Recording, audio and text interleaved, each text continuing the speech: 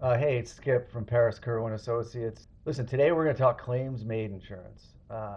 Probably one of the toughest coverage forms to kind of follow from a layman's purpose or standpoint. So what we're going to do is we're going to just start from the beginning of a claims made policy and kind of walk you through the whole structure and everything that's involved.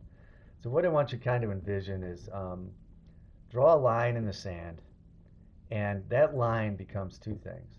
It becomes not only the inception date that you first take out your claims made policy, but it also becomes what's called your retroactive date, which is very important.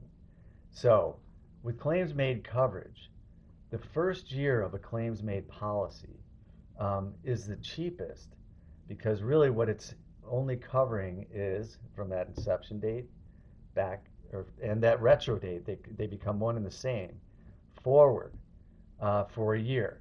So let's just use a date, July 1st, 2020, 2021. You write the policy for a year. It renews, and what happens is when that policy renews going forward in the following year, it retroactively backdates to that original retro date. Now, the important thing to remember is basically this is going to step up to what we call a mature premium. And that generally will happen over an 8 year period. Okay, so let's look at year one.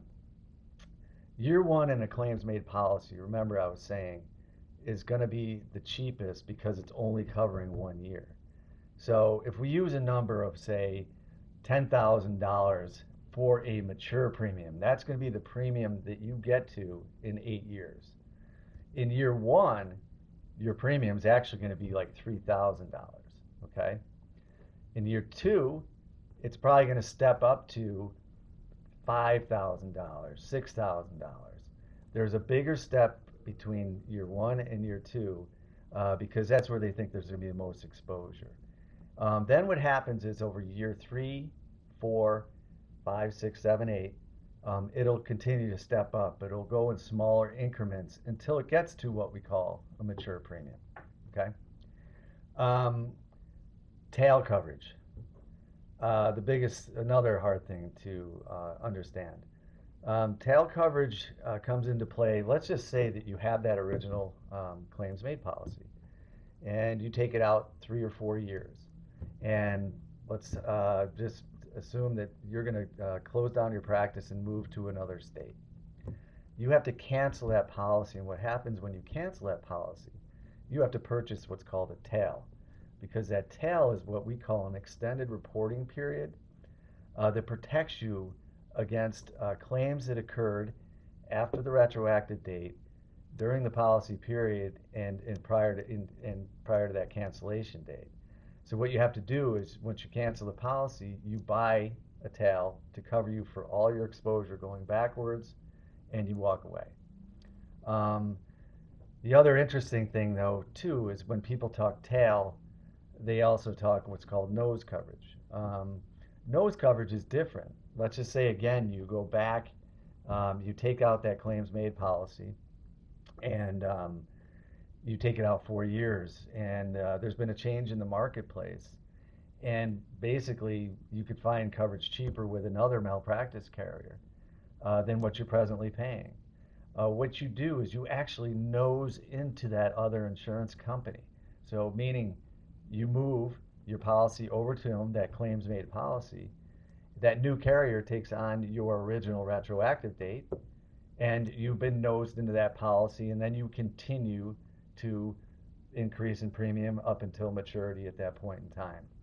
So you can choose, you can move claims made to claims made, but you can't really move claims made to occurrence because you have to buy a tail. So again, remember that tail provision.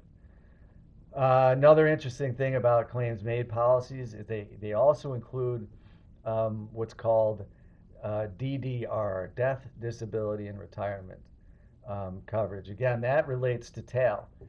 Basically, you get a free tail in the event of death, disability, and retirement. assuming that you satisfy certain provisions within that claims made policy. A lot of it could be you've been there for 5 years and been consistently with that company for 5 years or 8 years, or you've attained the age of 58 and been with them for 5 or 8 years. You really need to know the DDR, death, disability, and retirement provisions, so you can plan. You can plan your retirement. You can plan whatever you need to plan.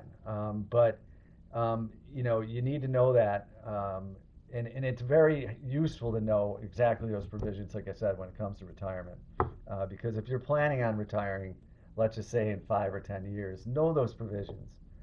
So at least you'll know you'll get that free tail when you do retire, and you don't want to pay for it. So hopefully this has been helpful to you. It is a lot to get your hands around, but you know, feel free to reach out to me should you have any questions. Thank you.